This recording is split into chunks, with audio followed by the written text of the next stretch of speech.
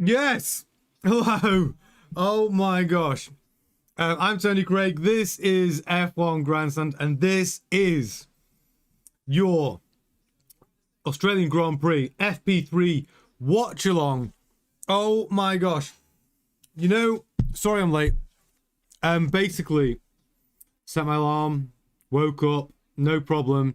And then, if any of you have got Sky Television in the UK, Sky TV didn't work. And when you had to go and do a complete system reboot to get it to work again. Unbelievable. But we're back on now. We're here. FP3. We're excited. I did get to have a little sleep. I had about 2 hours sleep since my 7:30 stream, the Friday night live news stream. Had about 2 hours sleep. Alarm went off. Woke up. Feel all right. I feel good. I'm excited. How are you all doing? Faster than last night. Ooh. I tell you, I do feel like I feel a bit surreal, like I've just woken up. Because I have. I'm so excited about it though. I'm so looking forward to this.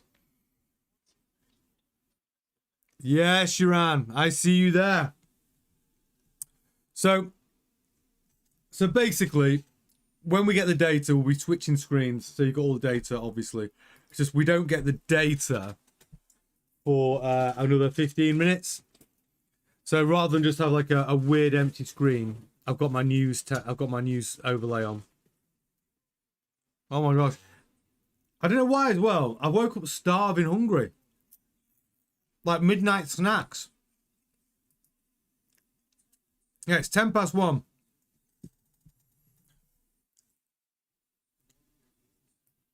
The sandbagging. Oh, well, I think FP3 will. I think we're going to see Mercedes putting in quick times. I think if Ferrari have got any more in the locker, I think we might see a little notch up on Ferrari. I think really, if you watch my earlier stream tonight, we were talking about the teams at the top and how it looks one way, but actually it's another. On the long runs, you could tell.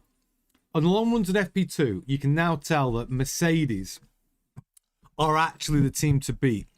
George Russell, a good 0.4 seconds a lap faster on a long run than Kimi Antonelli. So George Russell was P1, Kimi Antonelli P2 for a long run. Then Hamilton was P3 on the long runs. So over a long run, Hamilton was 0.6 seconds a lap slower than George Russell. So what do I think about all this information? Well, it basically went like this. It basically went Mercedes, Ferrari, Red Bull, McLaren. That was what it was telling us. And the Red Bulls were not that close. The Red Bulls were on average over a long run 1 second a lap down on the Mercedes. So when you start looking at these long runs and you start analysing that data, the other thing was, so over a race distance, you think, oh, well, you know, George Russell looks favourite. But over one lap, Oscar Piastri was quickest, wasn't he, in FP2? So, yeah, it's going to be an interesting qualifying, which is in a couple of hours' time. But FP3, I think we're going to find out a little bit more information. That's what I think. So, hey, Jeremy, hey, Dolly, hey, Toasty. Toasty says, come on, hurry up. I don't want to have to look at George Russell's face anymore. Well, I put George Russell on there because he's smug. He's smug George tonight because he was number one on the long runs. Drop tunes in there. Jeremy, Iran, Random, Bampop. 6 p.m. Friday. Oh, lucky you, Random. Honestly, I'm starting to wake up a bit. Thane's in there. Uran, let's see what Uran, our resident engineer, what's he saying? Great, I look forward to this. I think now we will see where the performance really is and who has it. Yes, Auxilla. Oh, me too. That's what I think as well. I think we're going to see now. I how good the Mercedes is. Really. I mean, George Russell's top speed when they were comparing the long runs. George Russell was 10 kilometers an hour under the top speed of others. So, especially Oscar Piastri, who put the fastest lap in FP2.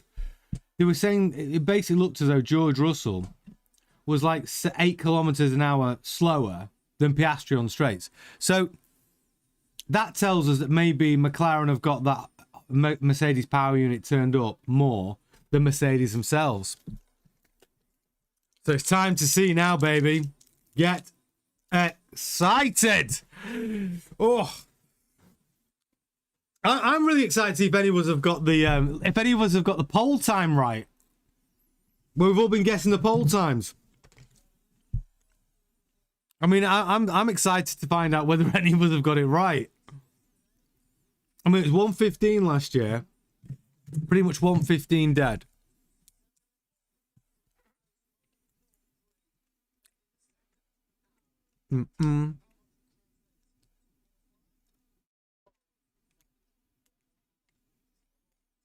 Yeah. FP3. Come on. 18 minutes. Thinking Mercedes is thinking race pass. Yo, Toasty. Got a full house. Auxilia's in there. Who's got up with me this morning? Who's in the UK? Put your hand up in the chat if you're in the UK. Who's up with me at 11 minutes past 1 here on your Friday night / Saturday morning? Auxilia straight in there with the super chat. Lovely. Thank you, Auxilia. Appreciate that very, very much. Thank you so, so much. What is the fastest lap going to be in FP3?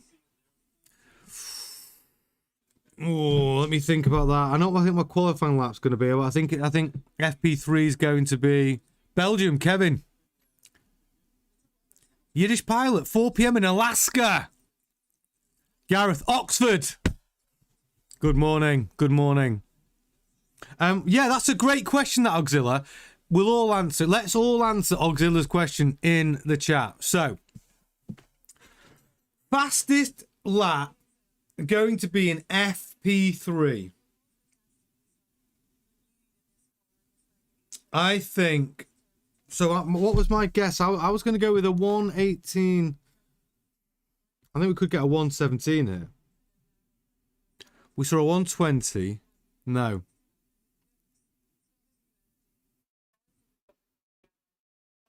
Okay. My guess.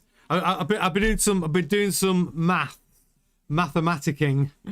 I'm gonna go with a 118.65.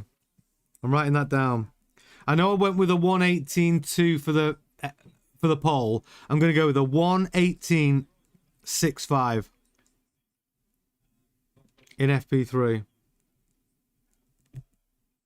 I think we'll just get into the 118s. Kevin, that's what I just said. 118.65. That's exactly what I said. Like, to the point. Auxilia's gone with a 117.9. Old guy chat 118. Drop tuned a 117.83. We're all in the same ballpark. It's like getting in the 118s. Jeremy's gone with a 118.8. Me and Kevin have got exactly the same time. Auxilia's the only one in the 117. No, Auxilia and Drop Tuned both in the 117. It's got to be good. I mean, what did he do? What was his fastest lap in FP2? Was it 120? Did we get a 1? No, it was 119, wasn't it? Oscar's was 119.8 or something. Just got into the 119s.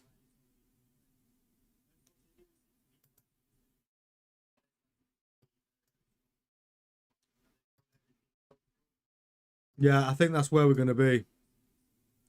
There or thereabouts. I'm excited for it, though.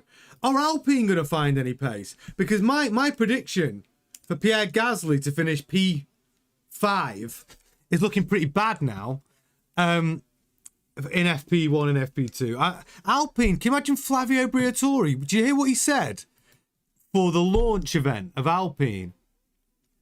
He's like, drivers, no excuses. I bring you Mercedes engine. We have money. We have brilliant engineers. It's just down to you.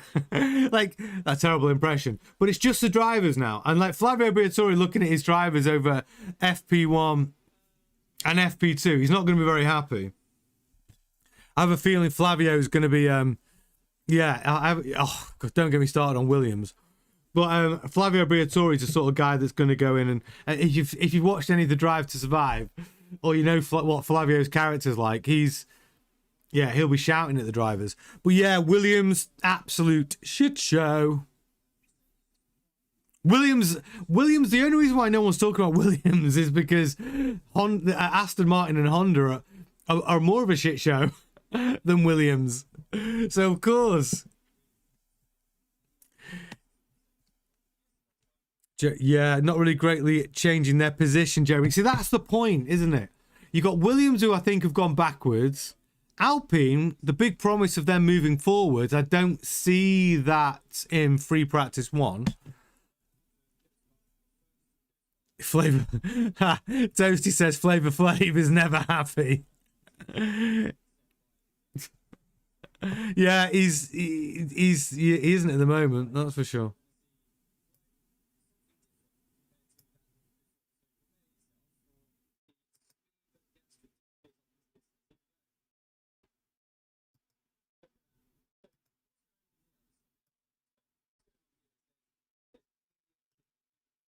Just waiting for my data to come through. Looks like it's fixing itself at the moment.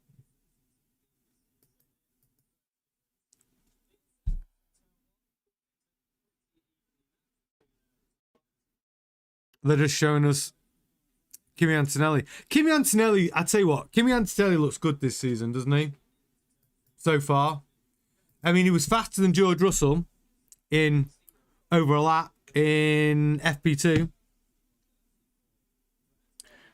Yeah, for him, only a couple of cars in low 18s. Auxilla would be funny if Audi beats Alpine Williams this year. Binotto would be ecstatic. Oh, I tell you, like, they've got a good boss in Binotto and Wheatley as well, to be fair. I think Wheatley, he's got a very different management style to what I am used to in Formula One. Like, Jonathan Wheatley, he's so calm and almost quiet and supportive and kind. Like, I'm just not used to seeing that in Formula One as a team principal.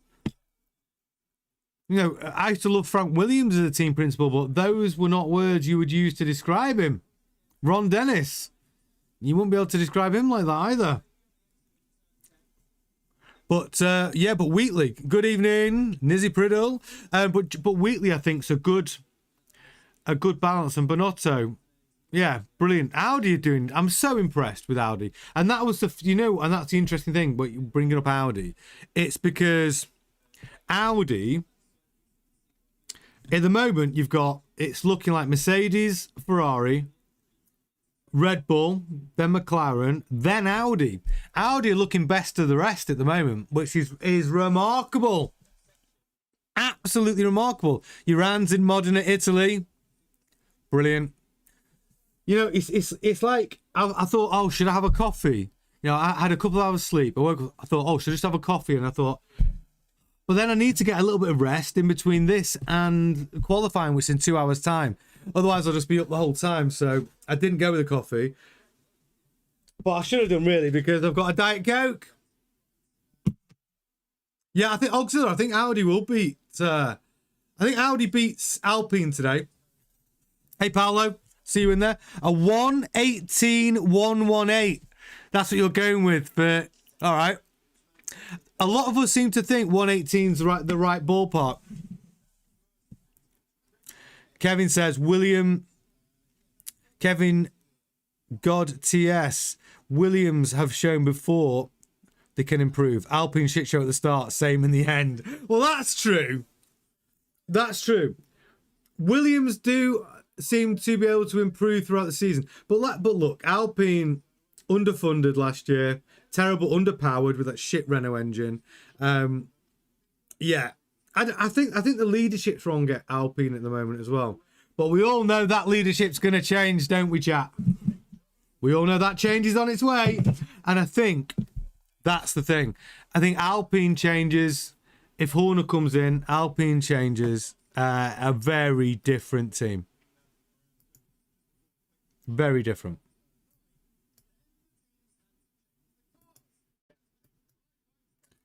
Do.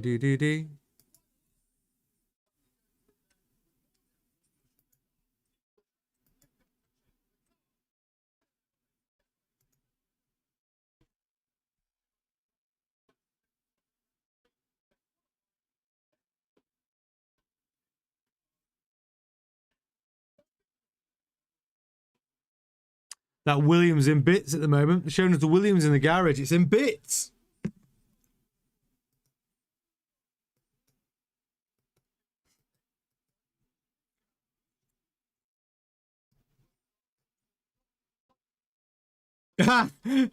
Thane says Audi has Ted Lasso as team principal. Ted Lasso. I mean, it's funny because I understand exactly what you mean, Thane. Like, Wheatley he's just this lovely sort of way about him. I've just not seen it in sport. I've not seen that type of thing work in sport. I've always found that sport, like coaches and leaders, tend to be more Horner types than Wheatley types that tend to do well. But I might be wrong. You know, the arm around the driver, more of the carrot than the stick might work. It's not what I'm used to. You know, whenever I played any sport, that's not what worked with me.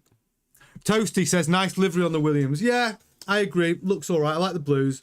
I think the Barclays looks good. The Barclays blue looks nice. And I do like the Duracell battery.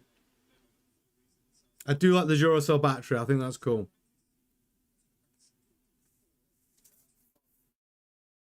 Droptune says, I've just stayed up. Oh, did you? Did you, Droptune? He stayed up. You paid for it tomorrow. I got a couple of hours. Droptuned. Auxilla says, I wonder Horner is waiting on the Vasseur decision to make his moves. Auxilla. Here's what I think. Horner, I don't think they could pay him enough money to go to Ferrari. Not because he wouldn't want to work for Ferrari necessarily, but he wants control. Horner definitely wants control. Ferrari, never in a month of Sundays will they give Horner shares in the team. So I think that's out. And I think the deal with Otro Capital and Alpine is really quite advanced. I think it's all but announced, is what I think. They need Hannah Waddingham in the pit lane. That's what Kev says. Kevin says we need a villain like Horner in the paddock. Yes, we do. Toto misses him. And that's the thing. They'll be working together again, in a way, because he will be a customer of that Mercedes power unit. And can you imagine if Toto gives him a Duff power unit? If he has any problems, I mean, the sparks will fly. Seeing Horner running down to the Mercedes garage because his Mercedes engine in the Alpine's blown up. I can see it. It'd be brilliant.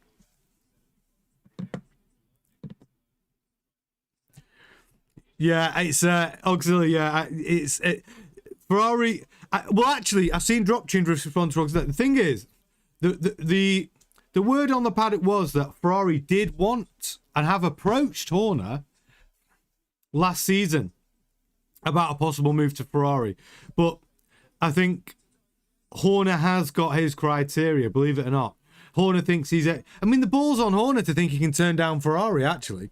But yeah, he's got his criteria. He wants ownership. He wants the keys, you know.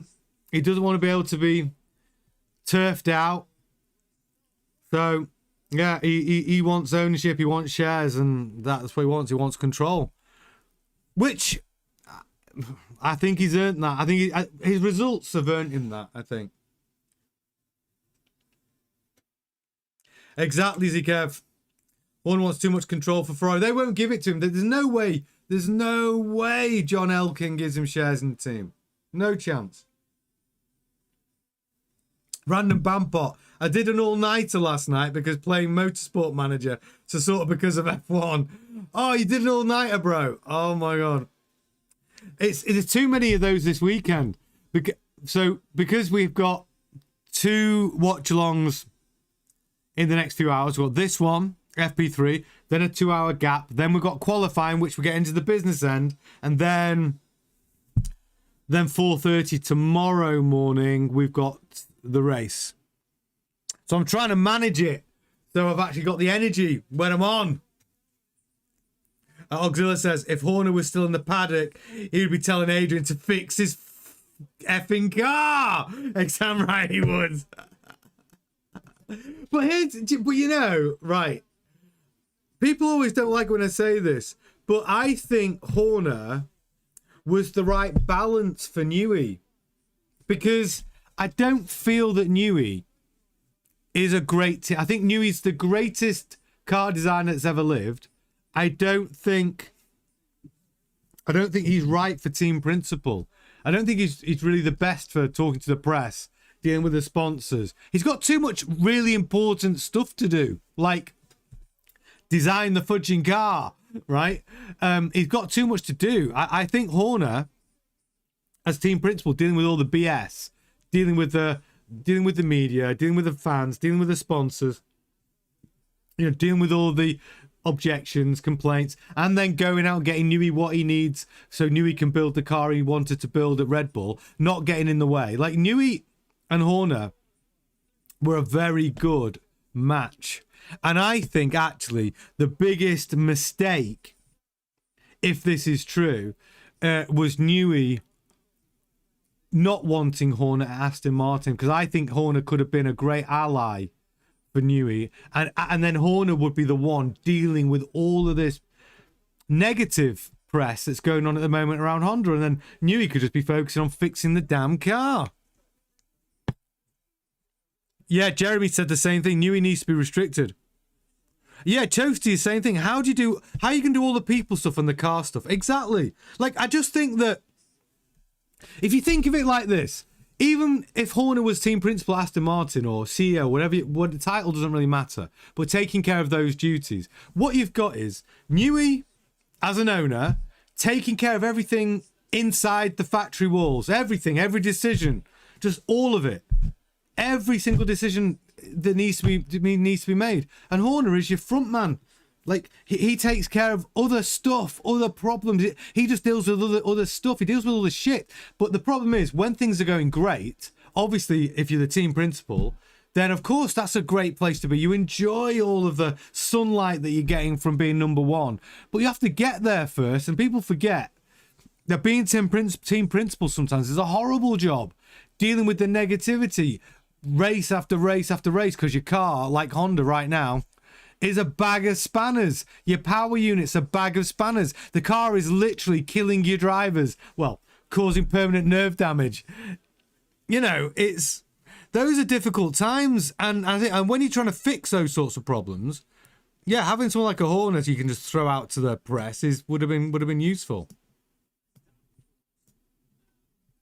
So I think actually that I think Horner would have done better. Oh, here we go. Track's up. Everything's up.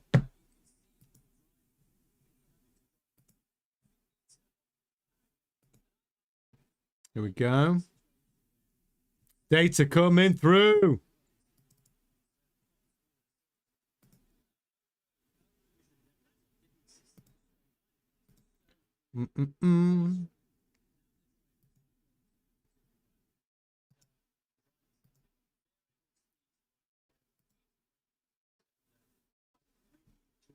Let's just sort this out.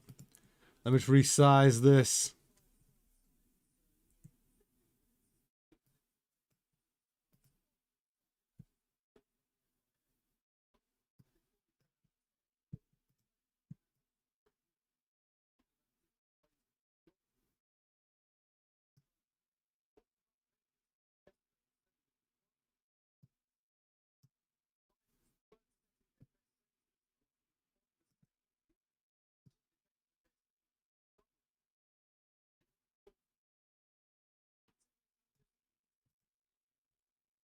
There we go. We are up and running.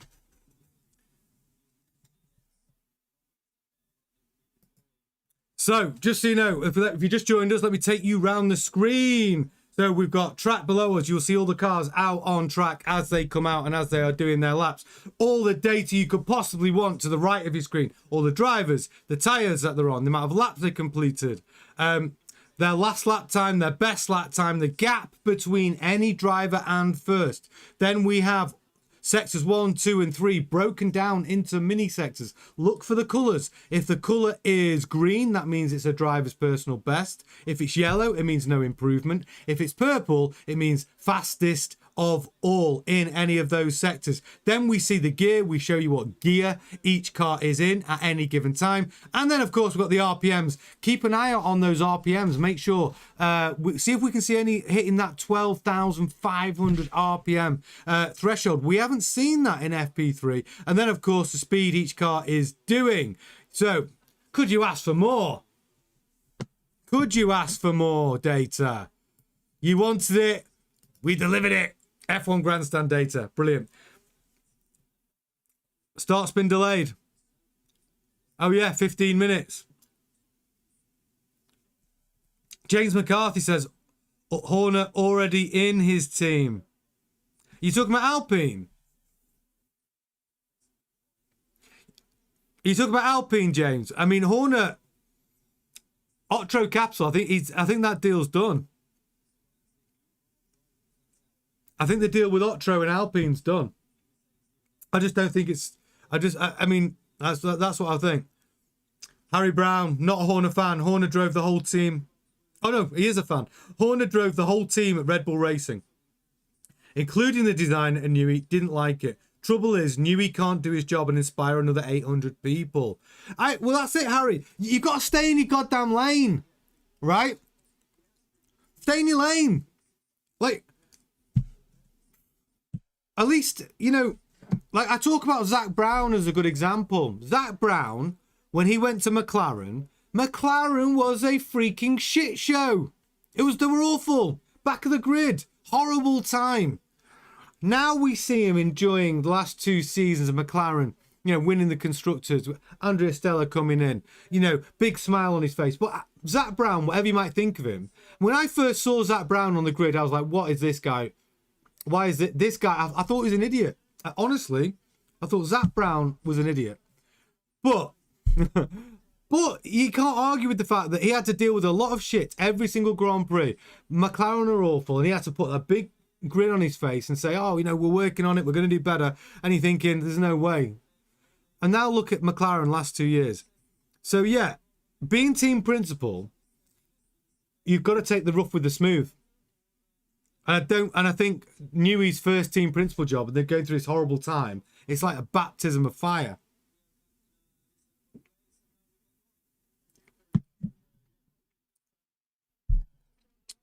Yeah, so 10 minutes before we start. Oh, James McCarthy says Horner's got his own already in his team, Horner. Yeah, well, Horner, I mean, he's definitely got an ego, if that's what you're saying, James. Horner's not, yeah, he's definitely got an ego. But he was good at his job. You might not like him personally, but sometimes we don't like people personally, do we? But like I always say, you know, you're playing in a football team, and if you ever played any sort of team sports, there's normally someone in the team who think, oh, what a plonker, what a dipstick. But they might be a really good player, so, you know. Jeremy says, Alpine evaluation supposedly $2.5 billion. I know. They want, yeah, for that 24%, they want 600 million, don't they? 600 million. They only paid 200 million in 2023. So Otro Capital, that represents all those sports stars, Rory McIlroy, people like Ryan what's the guy? Ryan Reynolds, Rob McElhenney, Juan Mata, Anthony Joshua, all these sports stars have got this money in a fund, and they bought that 24% of Alpine for $200 million. And now it's 600 million to buy that same 24%. And they bought that in 2023. That's not bad money. James McCarthy says someone bought Aston Martin shares for 1.3 billion after Horner was fired. He backed by Ecclestone and his billions. Him and Newey are very close. Yeah, him and Newey are close now, but according to a report that came out last week by Craig Slater, who's that one of the Sky pundits on Sky Sports F1, who's quite friendly with Horner, he said in an interview last week, and we covered it on our news show, our daily news show, 7:30 GMT, and he said Horner was approached by Aston Martin. He was offered an equity stake, and Lawrence Stroll wanted him there. And Craig Slater believes that deal was on the table, and he believes it was Newey that may have said to Lawrence, I don't want to do this deal, even though Newey and Horner are friendly again. And then Newey said that I can do the team principal role. And we think it was Newey's intervention that stopped Horner's Aston Martin deal from happening. That's the rumour from last week. Bernie Ecclestone came out and said he's what is he 80 or is he 90? He's an older guy, and he said I'm not buying a Formula One team. There's no way I'm buying a Formula One team. Too old, don't need it. Yeah, he's already defying death, isn't he? Like, good on him, but he's still, his brain is sharp as anything. Bernie Ecclestone. But he said he's got no interest in buying a Formula One team at this point in his life.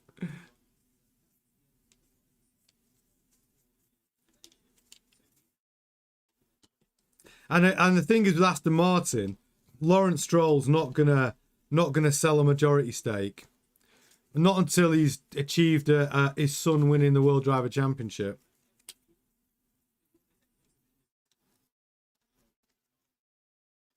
Because here's my question: if Lance Stroll, speaking about Aston Martin, if Lance Stroll was not a racing car driver, would Lawrence Stroll be in the racing business?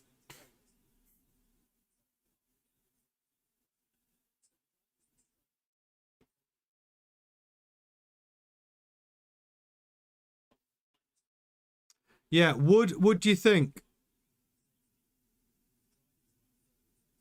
Yeah, your answer says what makes me laugh is the fact that in F1 there's these billions flushing around us and you never see any of it.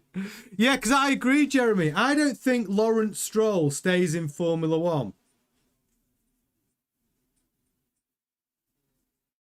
I see what you mean. This is the Kev said. That's a stretch saying about Lance about being a racing driver. Stop it. We don't need to bash him yet. I mean, I don't know whether Lawrence Stroll, because is he driven by the fact that his son's a racer? Does Lawrence Stroll have the headache of a racing team if his son's not racing? Is that part of it, that father-son experience? You know? Is it a family? It's like you wouldn't. It's like watching your kid go and play their sport. Let's face it, you probably wouldn't go and watch that team play if, your kid wasn't in the team. Josie says, I reckon Lawrence is the one that pushed Lance into racing. He's living vicariously through him, maybe. Ooh, it's like that. There's like those TV shows with the pushy parents, isn't it? Where they send their kids out to go and do dance things and acting and yeah, it's true. It could be that, because Lance sometimes looks like he doesn't want to be there. Wayne Towers, welcome to the chat. Lance has always given me the impression that he wants to be a race car driver, not an F1 driver. Interesting. Because people forget Lance won, didn't he? He won F2. Like, Lance is not a terrible driver. Lance can be quick. Manchester said Lance is a tennis guy. Well, that's Jeremy. I like that point. Because if it was all about the business, he'd hire another guy, maybe. Old guy chat says, no, it's not quite like that. Otherwise, Piero would have been in there years ago. Yeah, that's true. I do wonder what Piero does. Jensen Knoll says he's so bad, like Alonso is a lot older than him and still better. Well, if you're comparing, look, we say this all the time. First goal, beat your teammate. Fernando Alonso's not is a difficult teammate to beat though. And Auxilia says, yeah, he was decent in the feeder series. Hey, Sema.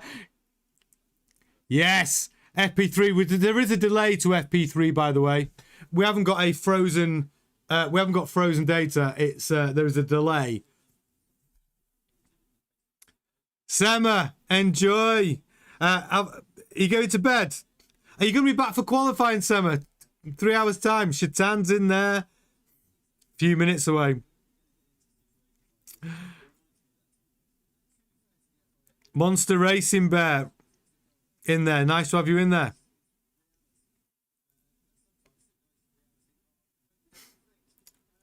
Oh, Shaitan says, well, wait a quali for Mick. P4 on his first oval start in IndyCar. Really? I don't follow IndyCar, but Mick Schumacher, I saw Ralph Schumacher said in the press this week, he said, F1 dream is over for Mick. You know, the door is closed.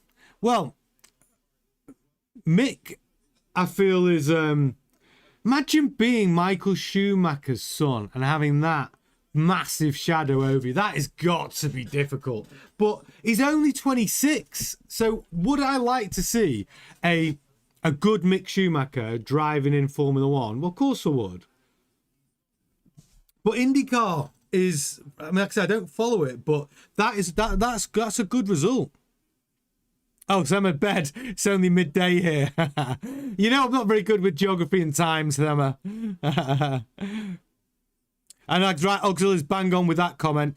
Lance does well in the rain. And what I don't care what anyone says. If you're quick in the wet, that's a sign of a decent racing car driver. Yes, Emma said, we all wanted to see Mick in F1. I mean, we saw him, didn't we, in the Haas when Gunther Steiner was TP at Haas. And it was a shame, really. Didn't really work out. Jeremy says other Americans will embrace him. Good. I think Mick's he might come back. Jensen says, I reckon so. Like he bought a whole F3 team just for his son. Exactly. I'm not. The Foggy Jones says, you guys need to look into the context of the Lance Feeder Championship. While I don't condone his approach, RPM did a very enlightening video on it. Lots of fishy business went on. Technically, really? Are you saying there's a bit of cheating going on there, Foggy Jones? Really? It wouldn't surprise. Listen, it wouldn't surprise me. You know, I have a feeling. Yeah, it wouldn't surprise me. I think where it can be cheated, it is cheated in motorsport. Money talks. Money talks. Billionaires buy what they want. Lance, as he kept said, Lance at Brazil was awful in the rain.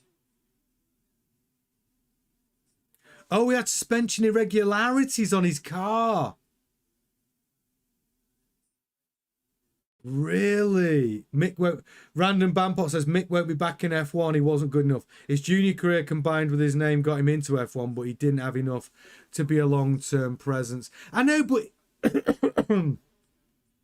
yeah, I suppose he didn't set the world on fire, did he?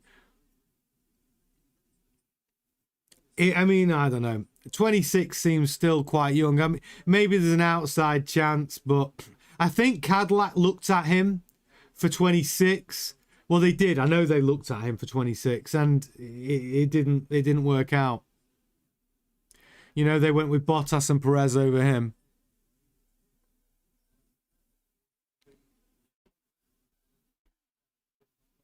Haas, at that point, you're right. When Haas, we're talking about the first 2 years of Haas in Formula One. It was not great. Oh. Thing with that one, Wayne, where Mick cost Haas a lot of money in spare parts, it was... The Haas car was a bag of spanners back then. Yeah, it was a bag of spanners. And Jeremy says they wanted him as a test driver. Yeah, and I don't. It was a test driver. It wasn't even a reserve driver, though, was it? It was a test driver. Oh, because listen, didn't they get fit? You talk about Haas. Haas got sixth in their first ever Grand Prix with Romain Grosjean, which was an unbelievable start.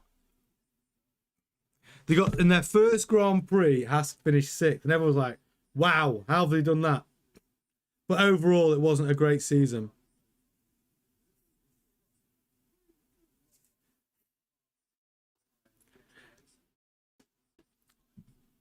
Actually, I'm quite keen to see the lap times Ollie Behrman can put in an FP3. Because at Bahrain, the Haas was looking really quite good. Audi would look quicker today, though. Well, they were quicker in FP2.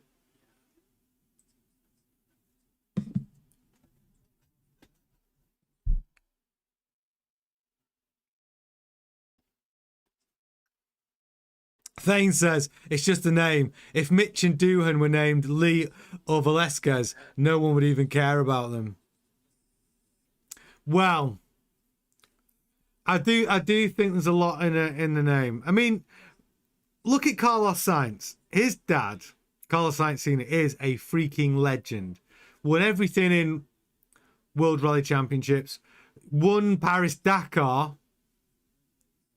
I think he's won at Le Mans as well. Like, his dad is just a racing legend. Yet Carlos Sainz seemed to, even though he's got the same name, he has seemed to have dealt with that very, very well. Because I think Carlos Sainz is a great F1 driver. I really do. I think Carlos Sainz is a very good driver.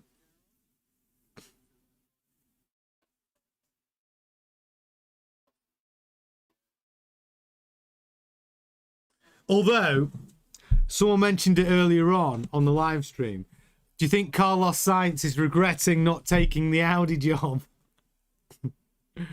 Yeah, Jensen, yes. Hamilton is looking good.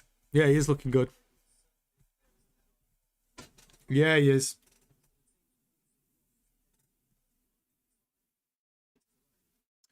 Kevin says Carlos has the work ethics for it. I think he does. He's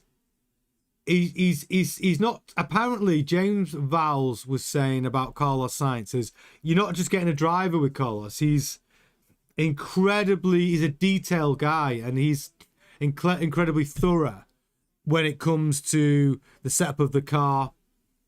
Has an interest in the engineering side of the car. It's not just about driving the car, and he's very keen to drive.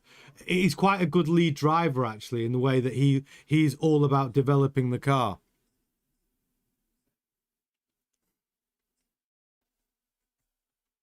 He does deserve a better car. I'd like to see... Well, Carlos in the Ferrari was good. I mean, it was a big call to lose Carlos Sainz.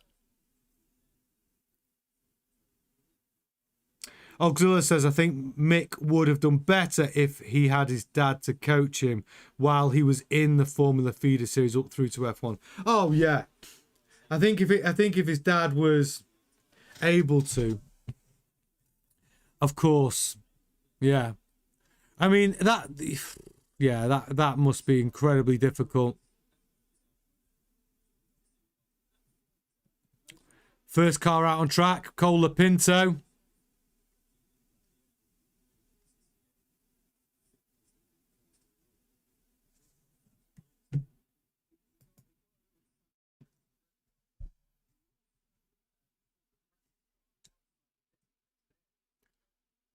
First car out in FP3, Cole Pinto out on the hards. Perez. Hamilton's coming out. Oh, we're getting into it, guys. We're getting into it. Come on. Random Bampot says, Audi's board knows continuity is key. So they should be all right. Well, the thing about Audi is that they've done what good driver choices. Bortoletto, I think, looks like a champion of the future. He won F3, won F2. Got his seat in F1. Some promising moments last year, I thought. Nico Hülkenberg, just a very solid driver. Think his career's been a weird one. Everyone said he was the next Michael Schumacher, actually. Then I think he had a few disagreements. He was not somebody that could be easily managed, I think, Nico Hülkenberg early on in his career. Quite a hot-headed, confident young man. But now, mature, safe pair of hands, still quick, good driver for Audi. Thane says he would have gotten more money at Audi plus a lifetime brand ambassador, or what, for if Sainz had gone there. Yeah, I know. I mean, it's the romance of Williams, though, the old glory years from the 90s. Everyone wants to see the old, the old Red 5, Nigel Mansell, Prost. I mean, it's a romantic view to see Williams back at the top. I mean, the pathway there now is, I don't know, I'd say something needs to be radically changed at Williams.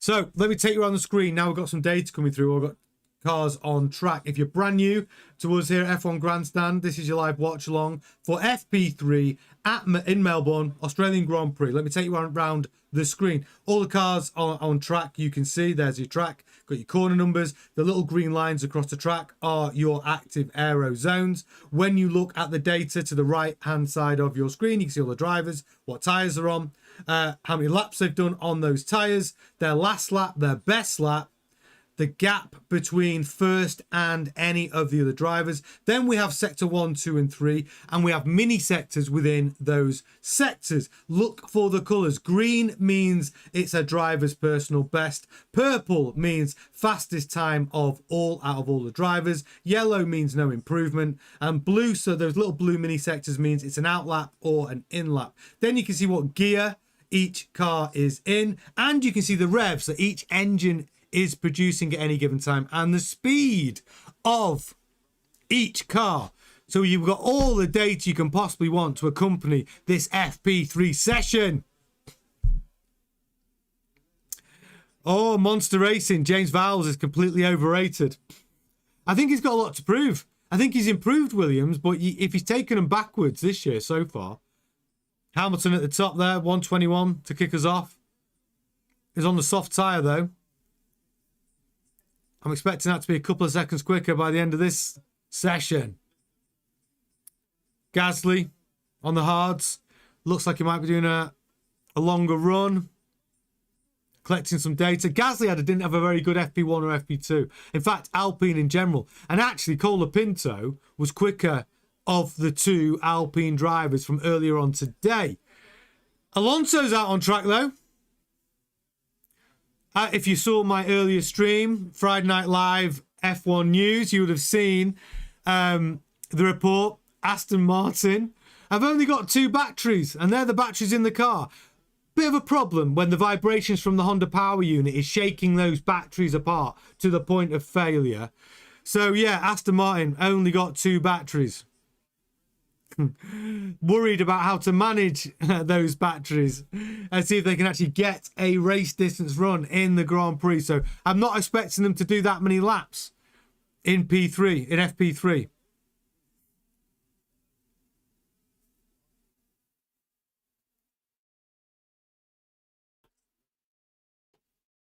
But we have got all the data you can possibly want here today. Actually, I'm going to tweak that. Just let me tweak this a little bit.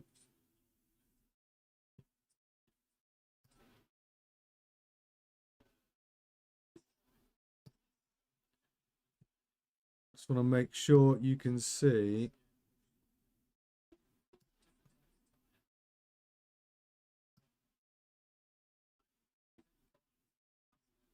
All those times. There we go. So keep an eye on the RPMs, because we haven't seen anyone in FP1 and FP2 reaching the 12,500 RPM that we saw in Bahrain. I saw the Ferrari get a hit 12,500 RPM. So that would make me believe that they have got the wick turned dialed back slightly. So what we're looking for, we're looking to see whether there's more in the locker from the Mercedes, more in the locker from the Red Bull. I'd say Red Bull's probably running as the third fastest team at the moment. Then we've got McLaren and then Audi. I'd say that is your top 5 teams at the moment, at this point of the season, at this point in development. As for reliability over multiple Grand Prix, none of us know. Hamilton again, fastest purple sector. Purple sector 1, 2, and 3. Hamilton putting a lap in. If you look on your screen, you can see all those little purple mini sectors. That means Hamilton's gone fastest of all in those mini sectors. And look at sector 3 for him right now. You can see him coming down the start-finish straight. Now let's see what RPM he hits at the end of the straight. 11.5. Backed off. 120.5.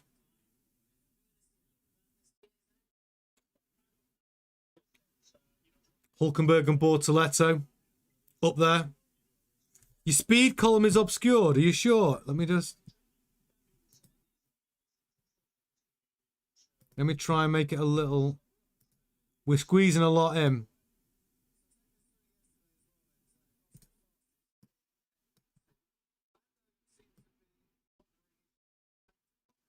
It's kilometers per hour, but can you see the numbers? I want to make sure you can still get them.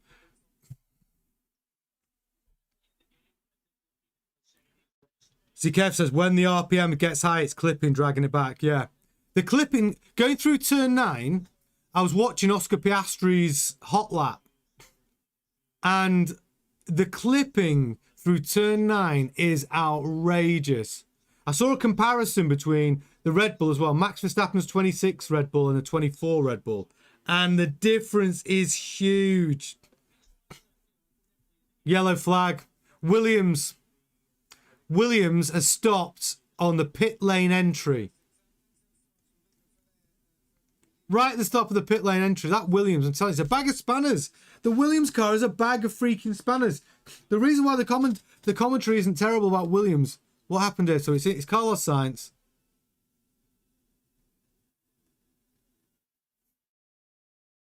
Turn 7. Coming to pit lane. No. Just stops. I think he hit the pit lane limiter and then the car just stopped. That is... Williams, honestly, how are you getting away with it, Volsey? Like, James Vowles, he must be just thinking, come on, Aston Martin, just be worse than us. Nothing to see here. It's the Merc engine, Thane says. Merc engine's fault again. It just dropped dead. Motor659 said, so when Aston Martin grenade their batteries today, do they get a pass or penalised because they couldn't fuel the car for this race? Well, that's a good point. I think because they turned up, if they haven't got spares, should they get penalised for that? Though they effectively wouldn't have hit their minimum commitment from the Concord agreement. That's true. But could you argue it's force majeure? It's not their fault. If something... it'd be a harsh penalty, that, wouldn't it? If it's just because the car's killing itself. I don't think they'd get a penalty for that. Yeah, Toasty, you're right. Audi, second half back. Audi has been my most... The team I'm most impressed with at the start of this 26 season is Audi. And I think I like the fact that Audi is like a direct comparison to it's the rival to Aston Martin. Aston Martin aren't the rival to Ferrari at the moment or Mercedes. The Aston Martin rival really is like Audi. Audi come in, they take over Sauber, they build a power unit themselves, and they were, you know, a lower midfield team. Aston Martin were a lower midfield team. They get a new power unit with Honda. You know, personnel changes at both teams. Yeah, Audi come in and do a brilliant job. Show reliability with their engine. Not just reliability. Look at that. They're showing pace. They're showing that they're at the top of that midfield. Aston Martin would be pretty happy if they were showing the same pace and reliability that Audi is showing in the early stages. And you got to remember as well, Audi were one of the first teams to go and shake down their car, along with Cadillac. Audi are doing a remarkable job. Bonotto, Wheatley. Thane's funny. Wheatley, comparing Wheatley to Ted Lasso.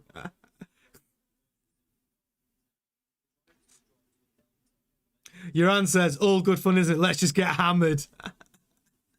I'm on Diet Coke. Oh, the thing is, because I've got to be back on in a couple hours, I can't hit the brandy and Diet Coke at this time. By the time it comes to qualifying, I'll have been up all night. Oh, be a right mess. Qualifying, I don't know if I'll be able to pilot the show. Everyone will be switching off. See, Jensen all says Haas is not doing too bad. I'd like to see a bit more pace from Haas that we've seen in free practice so far. I liked Haas in Bahrain. I did. I thought Haas looked great in Bahrain. Some of the teams moved on a little bit. Haas looked like they would be competing Audi for that 5th place. Doesn't seem like it so far in practice. Is there more to come in qualifying? Well, maybe. Maybe.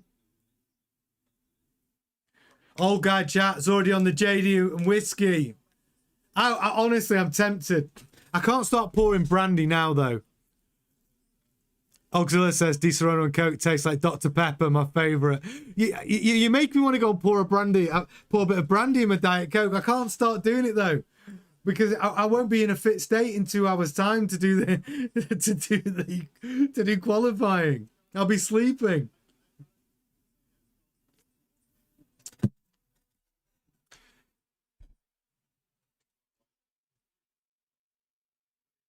Yeah, Thane says, need to get tea, Drunk. I barely understand him as it is. Drunk, I think it'll just be noise. What do you mean you barely understand my perfect English accent? My northern English accent. I know you can keep up, Thane. I know you understand me. I lived in America for a little while, you know. I did.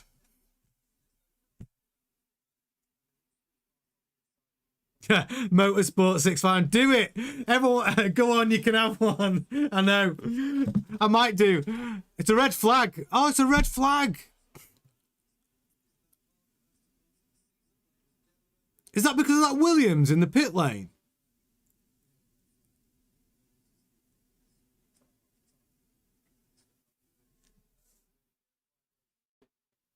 I mean, Alonso's within 3.5 seconds at the moment, which means that they, if they can be within 3.5 seconds during qualifying, it means they will be within the 107% rule. Yeah, that's it, Jeremy. Everyone's like, go and get your brandy and go and have one.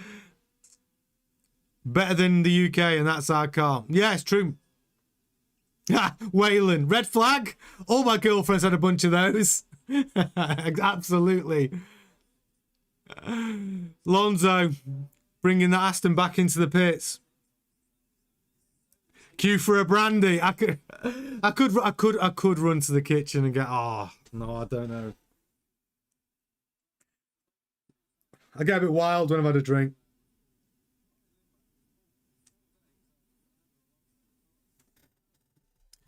Makers is basically a red flag queue for a brandy. I know. I do think they should pause the clock though.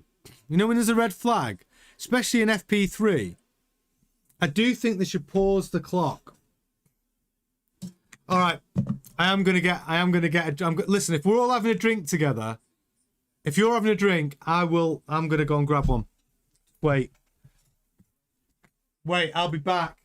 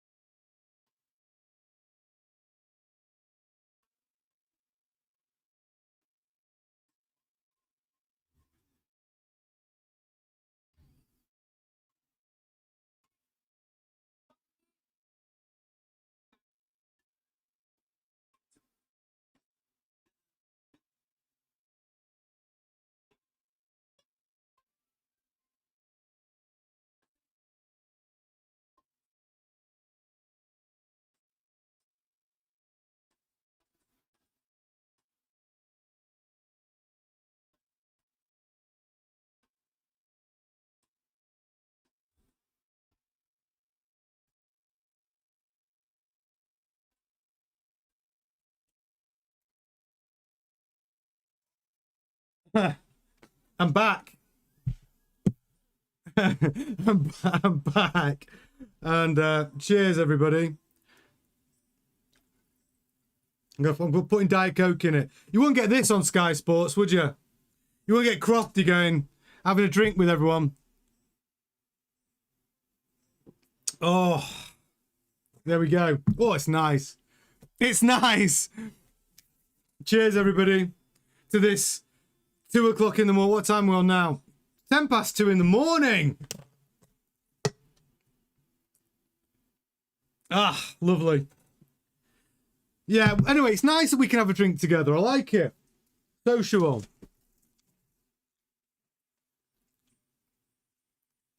Hoxilla says, have you guys seen Carlos inspect the Audi while he's walking back to the paddock? I bet he is. I bet he's looking at Audi. It's like, do you remember, everyone in the UK, we used to have a game show called Bullseye. And it was a darts game show. And what they used to do is, when the players lost, they go, oh, look what you could have won. And then they'd bring out the star prize, and the players have to look at the thing that they could have won, but that they didn't manage to. They didn't manage to win, and that's what's happening to Carlos Sainz right now. He's walking past Audi, and they're going, "Look at what you could have won. This all could have been yours." Hey, Shift Sync, welcome to the chat. Drop Tune knows it. Bullseye. Look at what you could have won. Poor Carlos, I know. Oh my God, I've only had a sip. It's the problem. We've broken the seal now. We're all partying. Yeah, the Foggy Jones. Oh my God, a speedboat. You live in Matlock. Sure, yeah, why not? Exactly. Oh, the funniest one was, the Foggy Jones was, because they were a team of two, the funniest was one when they go, look, you've won a brand new kitchen. It's like, how do you share a kitchen? What? Those two people don't live together. They're just like, one's a dart player, one lives somewhere else, and the team has won a brand new kitchen. Yeah, Verstappen does need to pull his finger out.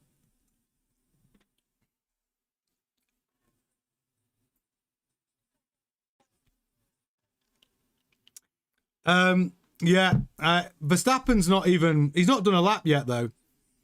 Verstappen's not put a lap in yet. He's still in the pits. And because everyone's in the pits at the moment,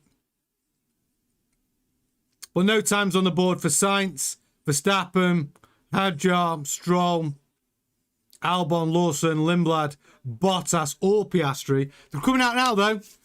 40 minutes. 40 minutes. 40 minutes of action. Who's on the softs?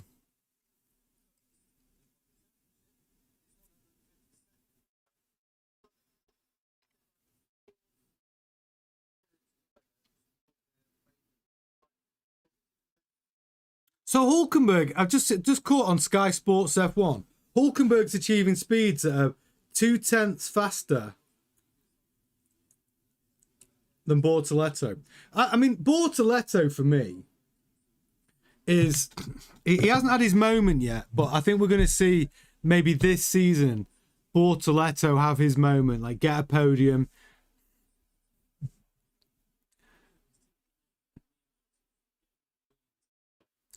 German, Aston Martin at the moment are within the 107%. Alonso's only 3.5 seconds, still a massive gap, by the way, but it is within the 107% at the moment. Oh, that's an interesting. Now you're getting random Bampot says they could deliberately not get 107% to solve their Sunday problem. I mean, they could. I mean, that would be some meta games going on there. Wayne Towers, you've won a kitchen and a lake boat, but I live on the 19th floor in a council high-rise block of flats. Lovely. That's Bullseye. And for anyone who's watching in America who doesn't know what it is, you need to Google Bullseye. It was a British darts game show. Hilarious. You can't beat a bit of bully. That was his catchphrase. Nothing in this game for two in a bed. Yeah, exactly. Oh, gosh. Yeah, Toasty, not even a lap from Verstappen yet. Random Bampot says Bullseye is on YouTube. Lando's had a terrible time, you know. Thane's got great super chat. Over and under 20 laps before Liam puts it in the wall. Why are you hating on Liam Lawson? Come on. Lawson, right. Liam Lawson, I like him. I actually, there's something about Lawson, I actually like him. I think he can't allow Lindblad to be faster than him today in qualifying. That would be just such a bad look for him. But it's a good it's a good naughty question though. Who's going to put it in the wall in qualifying? Yeah, Alonso's P6, but don't get too excited, Lily. Don't get too excited just yet. It's early days. Early days. Thane. Thane, you always make me laugh. Thane said, yeah, call the Pinto in the wall. Thane says, the entire Spanish-speaking world hates Lawson. Do they? Why? What's he done? What's Lawson done to piss everybody off? Random Bambot says Stroll has to be a candidate for the wall, surely. I'm gonna go with my looks at Leclerc. I'll tell you who I think is gonna put it in the wall in qualifying. I'm gonna go with Hadjar. I think Hadjar's gonna put it in the wall. I've got a feeling he's gonna try too hard. I think Hadjar might do it. And I like Hadjar. I do like Hadjar. I think he's doing well to keep Max Verstappen honest. But I have a feeling that Hadjar's the sort of guy that might push a little too hard today. Auxilla says, at Thane, the better question is how many races until Yuki takes his seat because Lindblad takes Lawson to school. That's my worry, Auxilla, for Lawson, is that if Lindblad does exactly that and takes Lawson to school, I reckon Lawson only gets 6 races. I think Lawson gets 6 races. That's it. Maybe not even that many. Maybe 4 races. That's what I think. Jensen Knowles says, yeah, too cocky.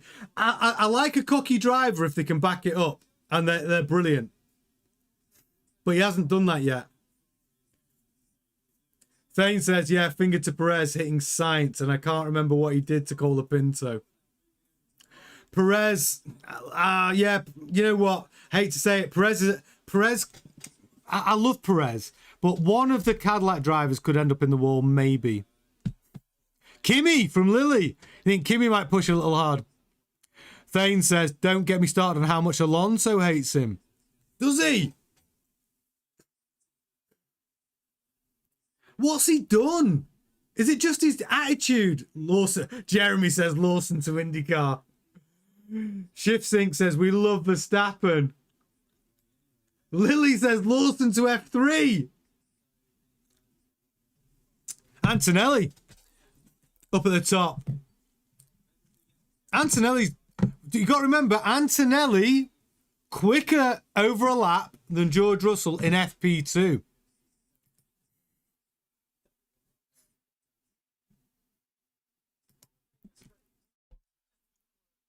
Just in that Cadillac locking up. Looks a handful at the moment, the Cadillac to drive for sure. Toasty. Toasty says, I predict it'll be George Russell in the wall and then he'll blame the wall. It is possible. Yeah, George Russell's the first person to get in trouble. He got reprimanded for his incident where he lost his the end plate of his front wing by pulling out into the fast lane off the pits and getting caught by Lindblad. That it was his fault. Scott Speed. Thane says Lawson better not touch Gabby or he isn't leaving Brazil alive. Oh, don't.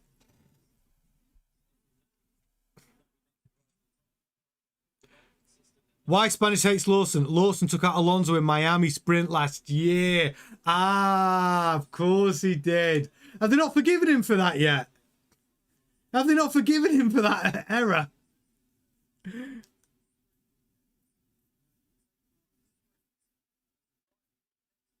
Auxilla says, drop. I know. I recommended Yuki, but random said, no way, it's Yuki. If Lawson gets dropped, Yuki gets a seat. 100%. 100%. Go try Ravella, but don't Google it. Okay. I'm here supping my little brandy and Diet Coke. How good is it? We can do this together. We can do a live stream. We can watch the Grand Prix. It's 2 o'clock in the morning. And if you're up late, you can have a little glass of, you have a little tipple while we're doing it. I like it. Sky Sports has never let me do this.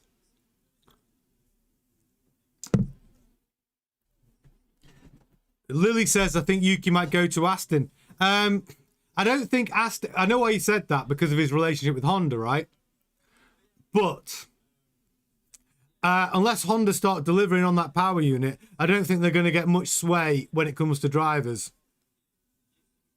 Motor659, tired of Yuki. He's had his chance. Give Vesti or one of the other young drivers a shot. I think there are some good young drivers around. And I think some good young drivers that haven't really got a chance, which deserved it. Like, I talk about Felipe Drugovich. Like, he won F2. Didn't get a shot, did he? I think there's a few F2 drivers that deserve a shot. Leclerc's gone P1. Leclerc's... No one's broke the... Only Piastri's broke 120 so far, with a 119 earlier today. So we're not seeing these times tumble that quickly, are we? There's a 119 from Piastri early on. Yeah, Jeremy said the same thing. Currently slower than FP2.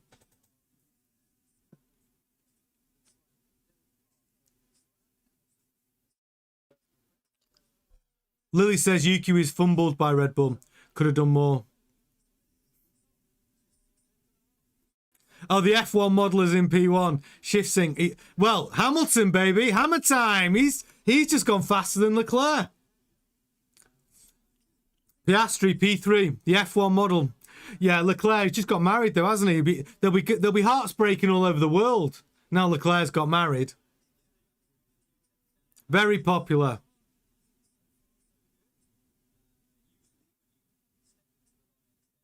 Uran says, too many people trying to please too many sponsors. No sponsor wants to be associated with against the grain stuff sanitized. It's true that. We'll never do that. F1 Grandstand. If anyone wants to sponsor what we do, they get what they get. You know what I mean? They get our show, our community, but you know, we won't be changing much.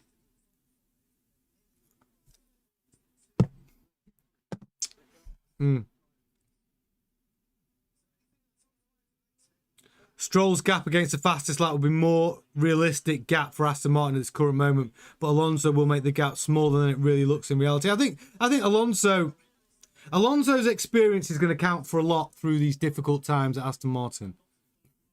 For sure.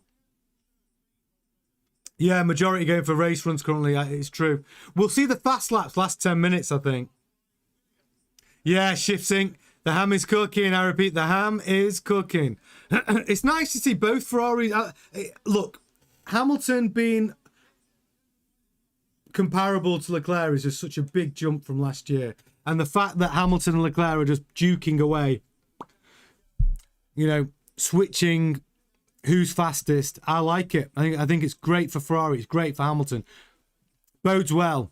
Bortoletto's up there, though. He's only 4/10 behind Hamilton in the Audi. I know I keep saying it. Audi performing extremely well. Have to be excited about Audi. Because if you're an Audi fan, you know, to see them not at the back, you know, to see them competing as best of the rest, you're going to see Audi get some podiums this year, I think. Right circumstances, the way things could pan out, you could see Bortoletto get his first podium of the year. You could see Hülkenberg get his second podium of his career. Yeah, Toasty, Audi podium confirmed. Yeah, Audi will get a podium this year, for sure. I think they might get more than one. If they keep going how they're going, because Audi will have an aggressive development program, upgrade program. Emily says, they've looked fantastic so far, Ferrari. I mean, but I worried how they'll do in the races. Yeah, race runs, probably at the moment from the data we've seen, Mercedes look stronger in the race runs, but we'll see. Oh, Lily is an Audi fan. Great time to be an Audi fan. My prediction for this weekend is Ferrari. My prediction was Hamilton and Leclerc would be on the podium this in Melbourne. Motor 659 says, yeah, Audi podium for sure. They have been the biggest good surprise of the season. Absolutely agree. Absolutely agree.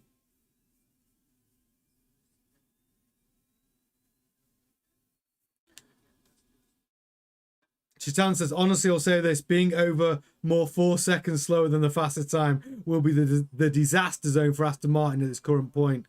But if it's around at least between the 2 and 3 seconds mark, I will still take and consider the current circumstances. Yeah, but Chitan, the thing is, to be within 107, they need to be within about 6.5 seconds, I think.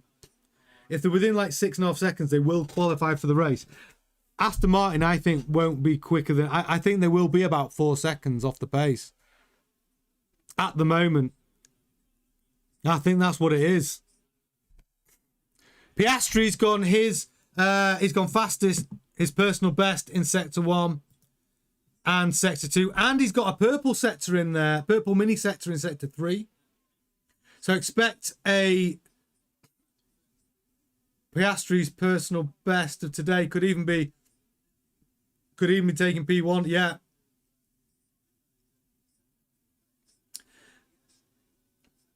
Piastri's gone P1.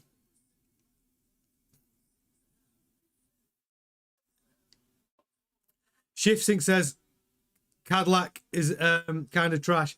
Look, honestly, you've got to give Cadillac some slack.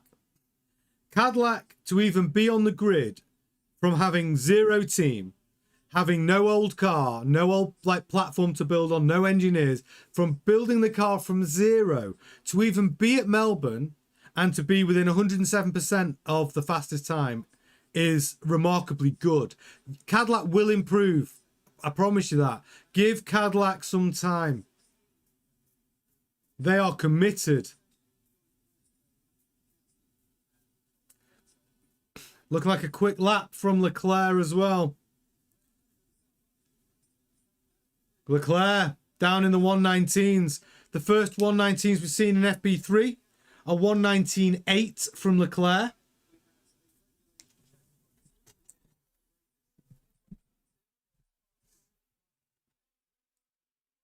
Track's busy as well. Look below me. Look how everyone is out on track pretty much. Only about 5 drivers in the pits, but busy track. But Leclerc is flying. Has anyone broke... if you've been watching the RPMs on the screen, has anyone hit 12,500 RPM yet? Yes! Perez.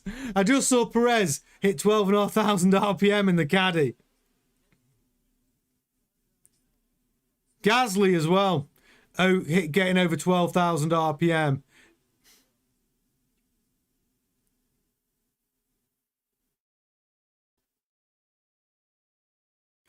Alpines need to improve. Lawson up to P8. Lindblad P10. Doing some longer runs, Lawson and Lindblad. On the hard tyre. Lindblad's on the hard tyre. Going for a longer race run.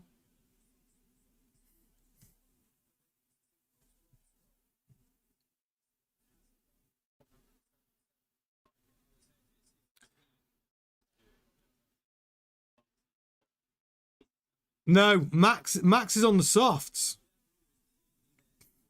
That's probably about Max's pace. About 6/10 off for the Ferrari. I would say Max is showing us there or thereabouts of where that Red Bull powertrain is at the moment. Going into qualifying, can they do anything? Because Max was saying they're playing with setups, maybe even the map on the engine. But at the moment, I think that's pretty much where the Red Bull sits. I know, Williams, look at that. Sainz down at the back there. Albon, P14, 2 seconds off the pace. Honestly, that Williams is overweight, under-engineered. It's a bag of spanners. And they're getting away with it because Aston Martin's car is a bigger bag of spanners. So Aston Martin are getting all the shit, but that Williams is a bag of spanners. Not good. Not good. Thane, not a big fan of the Mercedes engine. It seems to be okay in the Mercedes, but the top speeds are not good. They're not hitting top speeds. They're about 8 kilometers an hour slower. But than the McLaren. But the McLaren, it all comes down to engine mapping. They could change things around.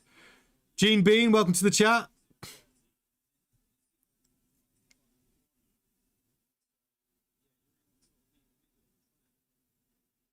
So yeah, we're going to be back at qualifying at 4:30 a.m.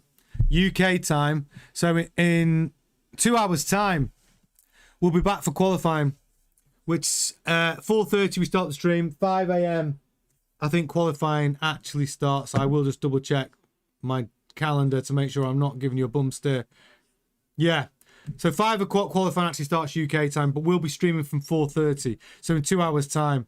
Is it even worth getting an hour's sleep? I don't think it is. I think you need to soldier on. And now you've got me drinking. Now you've got me drinking, chat. Stay up, have another couple of drinks, go straight through to qualifying. Oh, I don't know.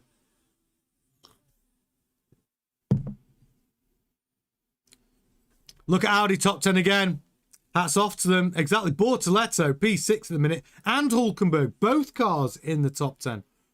Looking good. Jay Grove says, stay up. I know, just stay up. And Wayne Blake, exactly, Wayne. We've been talking about that. How does Sainz feel about his Williams Audi decision now? We were just saying when he walked past the Audi garage, he's looking at it going, that could have been me. That could have been me. I know. It's not good. Jensen says, just stay up. Just stay up drinking. Just stay on the stream for 2 hours. We'll chat shit. Get drunk. Oh. Well, Shaitan, I have been talking about Alpines having a very underwhelming start. Yeah, Jeremy, no excuses. Well, that Alpine has been disappointing after the promise from Flavio, you know, saying we've given you a car. Oh, yeah, I can see your super chat there. Thing. Stay up in sim race. I would have done that. The problem is my rig. I need to I can't. But it's not set up. I have to set it up and rejig the studio in order to do it. So it's a bit of a ring. By the time I've done that, we'll be going back on again. But yeah, we will be sim racing soon, though. Definitely, Thane. Definitely.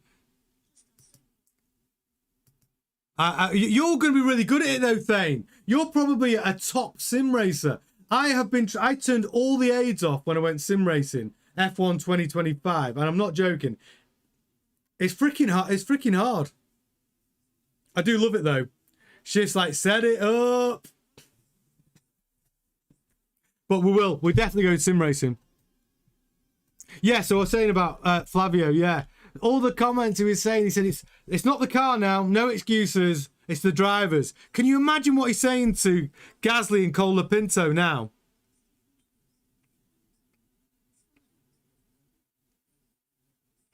Auxilla, super chat. Alpine with the fastest engine, but slower. How does that work? Exactly. Do you remember Flavio Briatore's comments? Only the Mercedes engine. I said no to Ferrari. No to Ferrari. Second best. Well, I don't know. You might be regretting that choice now. But Alpine, I can't understand it. They have put all their resources, all their time into building this 26 chassis, knowing they were getting the Mercedes engine. You'd expect it to be better, is what I'm saying. You would expect it to be better than it is. It's an early... Look, qualifying will tell us more, but this is not a good showing. They are doing a long run now. They're out on the hard tyres. Kev said Flavio walking through the garage like a gorilla in the mist. He's not going to be happy. Jeremy says complete mismanagement. Exactly. And, you know, I think if Horner is coming into Alpine, if Horner is coming into Alpine, it's a good place to come in if they're at the back, because I think you can get some low hanging fruit quick wins if you know what you're doing. Yes, there is, Uran. There's a channel in Discord for sim racing. That's it. So Thane says, no, I'm like 1.5 seconds off esports, maybe 2 seconds on some tracks. But Thane, when you're running, are you running with all the aids off? No traction control, no racing line, manual gearbox, obviously. Or have you got any aids on when you're driving, Thane?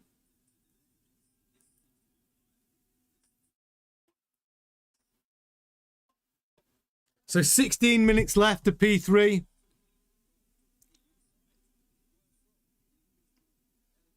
Shaitan says, imagine this. If Flavio does somehow offer Alonso to come back, Alonso won't even want to go back there with the state of the Alpine either. Yeah, Alonso's not going to... Look, if Alonso was going to leave Aston Martin, I don't think he'd take the Alpine job.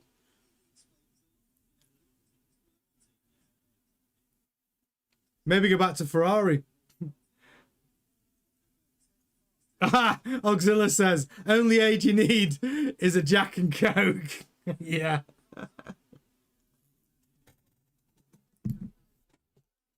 HSD241 says, I'm not seeing the RB22 being nearly as bad as everyone was expecting during last season. Yeah, look, I think Max has been really honest about the RB22. He said he's happy with reliability that they've got from the power unit, but there's still a lot of work to do. Laura McKees said the same thing. He said, look, we're bringing a brand new power unit. We're approaching it aggressively. We may be sacrificing some durability of the engine for performance. So there is still a few question marks around it. But Laura McKee said, expect to see us parked out on track sometimes. Like, you know, we are gambling with the development of this engine. Max said, you know, there's a lot of work to be done. So I think for Red Bull to be probably around the third best team at the moment, from an early judgment, is probably correct. So it'll be a struggle. But then it's Max. Do I think Max could still, like, even with the third best car on the grid, you know, get a podium? I think it's Max. I think he can, with his racecraft and the way he drives. I think he can be the difference. But Hamilton, very close to Piastri. Hamilton's in the pits at the moment. 13 minutes left. Hulk smash! Yeah, he went wide, didn't he? Was it turn 11 or turn 12?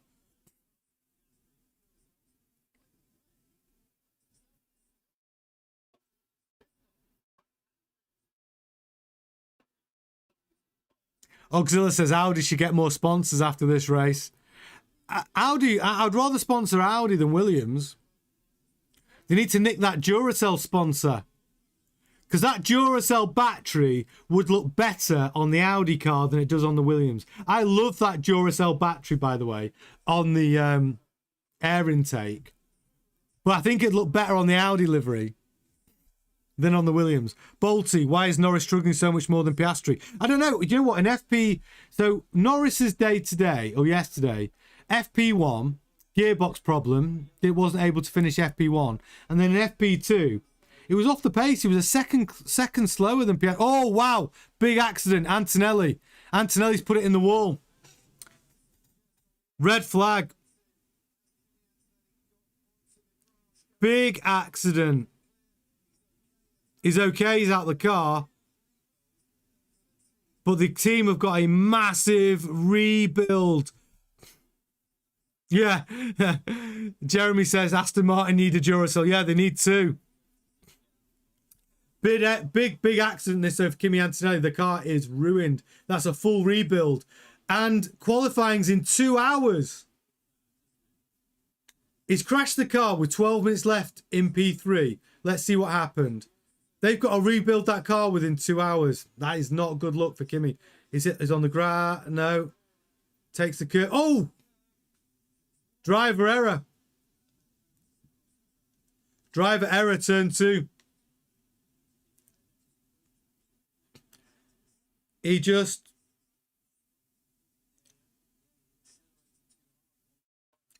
What he did was he put his foot down too hard on the curb. So driver, it's Kimi Antonelli's, it's his fault. There's no way they're going to rebuild that car in 2 hours' time. It's knackered.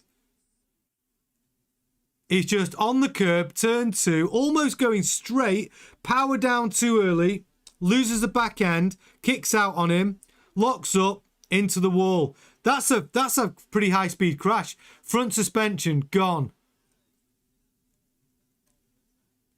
But he's gone backwards into the wall as well. Front suspension, rear wing, crash structure at the back. That car is that's not a 2 hour rebuild. Yeah, random Bampot says we've all done that on games. Yep, do it all the time. Yeah, it's a big accident. That Bolty said the curb is not solid. He just lost traction. He's just put the power down too quick, hasn't he? On the slippy stuff. It's Fubard. Yep. I Heart Silver. Yeah, it's crazy. But to do it, do you know what though? Toto Wolff will be going crazy to smash up the car with 10 minutes to go in P3 when qualifying starts in 2 hours, like 2 hours and a bit, just over 2 hours time. I mean, if they do look, front right suspension damage, wings gone obviously, rear right suspension damage, probably rear left suspension damage, crash bar damage, probably exhaust, new rear wing. Like, there's a lot going on that car. The floor's going to will have taken damage. That is not that's not a quick job. The mechanics are gonna, I don't know how they're gonna do that. Marijuana says George has to pull through.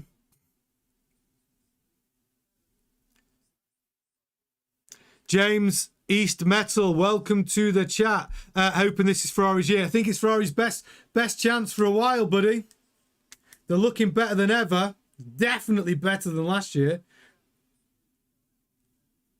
Bolty says other teams will be happy. It's true, actually, because that means Kimi Antonelli doesn't. If he doesn't get to qualifying, he's starting from the back. Good news for Ferrari if George Russell puts a qualifying time in. My prediction, remember, of Leclerc P1, George Russell P2, Hamilton P3, Max P4. Well, I had Gasly down as P5. That's the only one I'm not too happy with. On my prediction, my top 5. What is happening at Alpine? I cannot see Gasly getting through to Q3. Yeah, Wayne says, a good point what Wayne said there.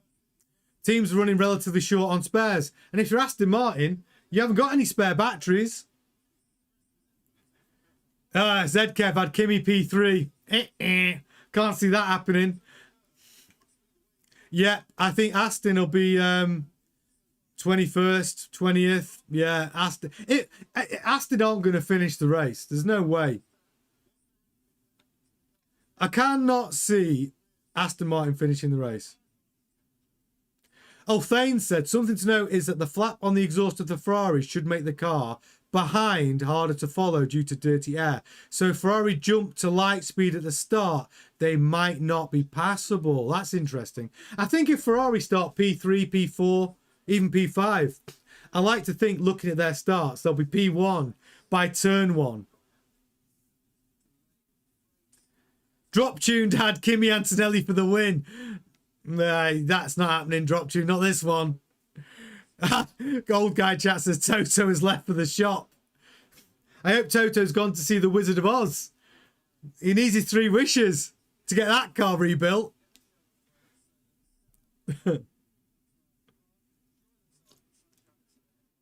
The Foggy Jones says Aston Martin control the disconnect. Where's the batteries? The batteries. Absolutely. PS5. Yeah, true. Yamaha Gopa Gang. I hope I said that right. It doesn't look good for Kimi. Nah, it's the main thing is the car looks trashed, but Kimi Antonelli is fine. I saw him get up and walk away. He's all right. He's probably his ego's a bit, because it's hard to blame anyone for that. The car was not at fault. That was a driver error. Still doing the WC though. Please don't let Charles and Ham take each other out at turn 1 as their start was so good. That's interesting. Both Ferraris get away clean. Oh, wow. Look at all that carbon fibre. Carbon fibre. Yeah. Lot of damage to Kimi's car. Old Guy chat says Bono's look. Yeah, Bono will be looking at the data right now for sure.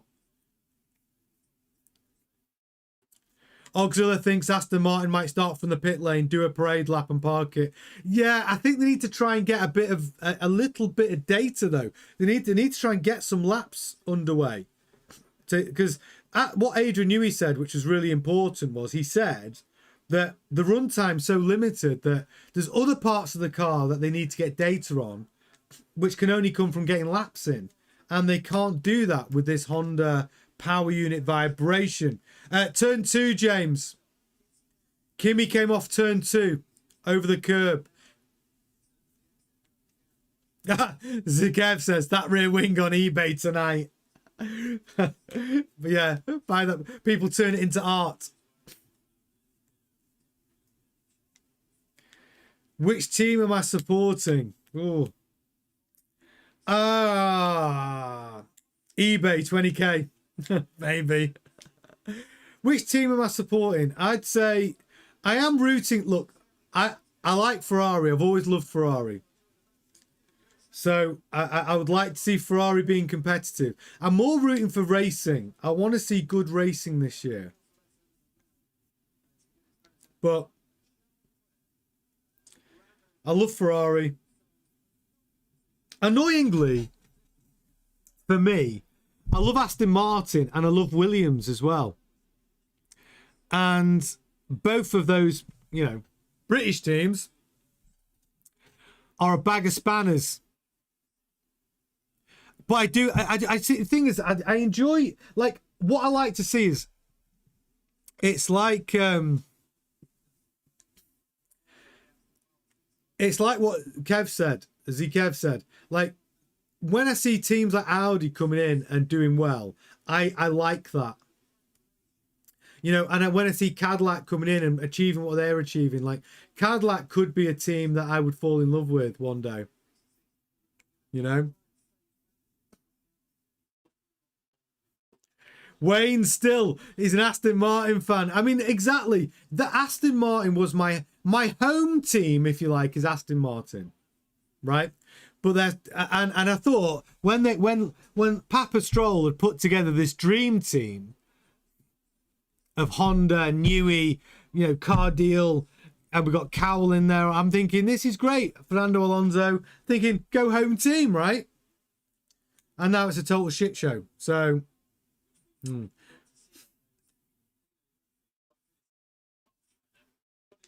Hadjar trying to force his way out of the pit lane. 3 minutes left of P3, and there's a queue to get out. Those Red Bulls are stuck. Whoa.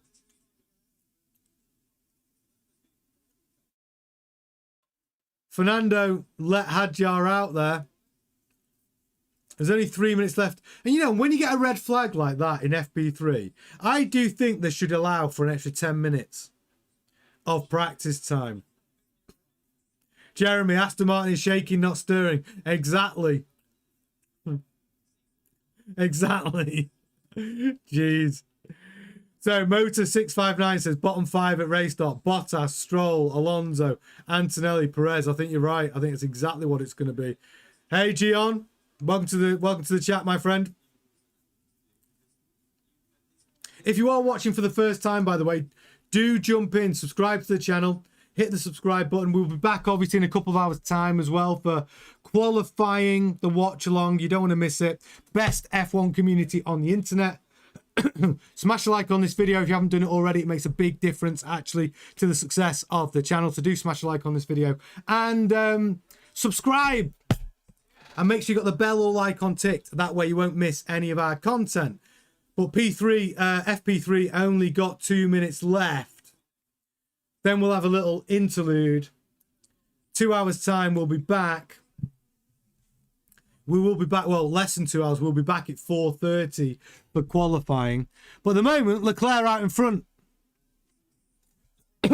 Is anyone going to get a hot lap in now? So 1 minute 40 left. Anyone out on a hot lap?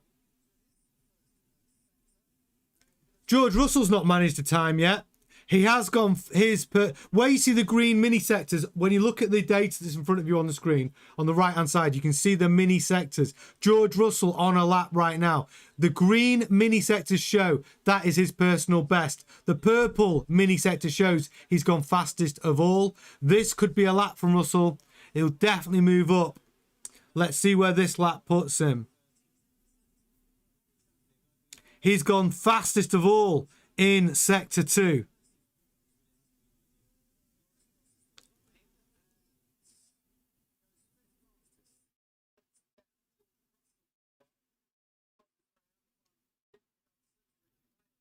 Russell goes P1.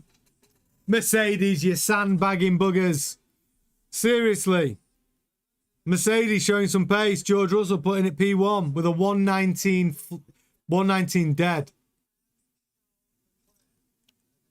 Not too bad. Fastest time we've seen in Melbourne. 7 tenths faster than that Ferrari of Leclerc. Russell was sandbagging. Exactly. Finally showing some pace. 7 tenths quicker than that Ferrari. We've got some people on laps though. We do have some people on laps. Let's take a look at what we can see. Anyone looking to challenge Russell's time? Auxilla, great point. Auxilla with a great super chat. Can't wait for Q3 when all the teams show their pocket aces. Exactly. I think Russell's shown a little bit lifting the kimono right there though, Auxilla. That's not a bad time. 119 dead. But it's not long till we have to wait for I'm really excited for qualifying. That's Hamilton P2. Hamilton did put in a quicker time than Leclerc. Still 0.6 behind Russell, though. Thank you very much for your super chat, Auxilla. I don't think Max is sandbagging at this. Hadjar goes P5. I don't think Red Bull are sandbagging at the moment. We might see different in qualifying in, you know, an hour and a half time. But I'm not sure Red Bull are sandbagging. I think that's their real pace at the moment. Can Albon put a decent time in here? Can we see an improvement from a Williams?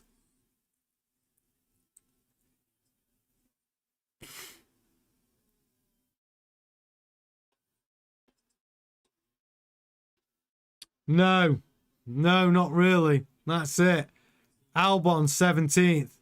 Oh gosh. So let's run this through. Russell pops in a lap time 0.6 faster than the Ferraris. Hamilton 1.5 faster than Leclerc.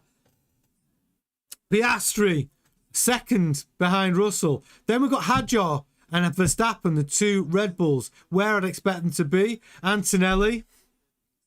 We saw his big accident. The big question is, can Antonelli get that car fixed in just 2 hours' time for qualifying? I doubt it. Norris off the pace. Norris consistently slower than Piastri. Struggling to find a setup that's working for him. Then we've got Audi Bortoletto.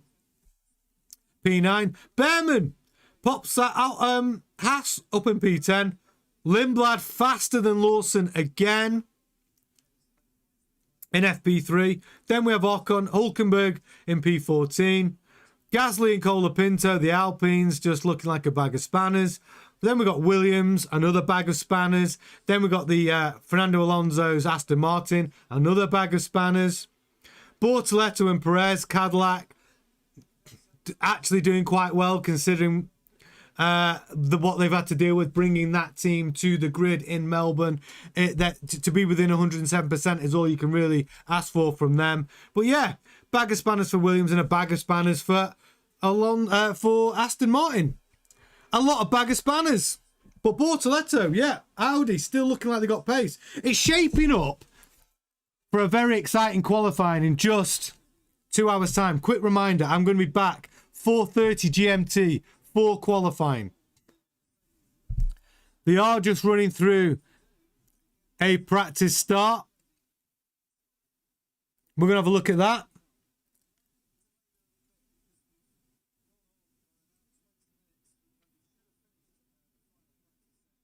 Auxilio, super chat. Max can definitely be the difference maker for 2 to 3 tenths, but no way he can cover that 1 second gap. No, exactly. It depending on what happens in the race, because Max is a wily old fox and he has got that added pace and he does get the more out of the car than what you should get out of that car. Is that worth 2 or 3 tenths? Absolutely. Could we see Max in the top 5? Absolutely.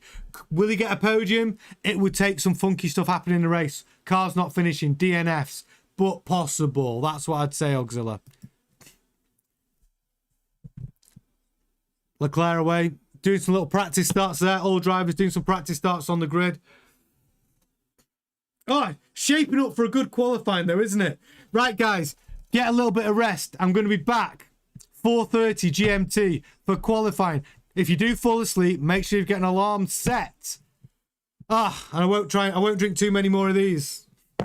It'll make qualifying very fun. Thank you so much for your super chats. Thank you everyone who's got involved. Set your reminder. Hit the notification bell if you think you're going to miss it on the live streams. It's already set up for 4:30. I'll see you all then, guys. Enjoy and do set your alarm. I'll see you then, guys. Ta-ta.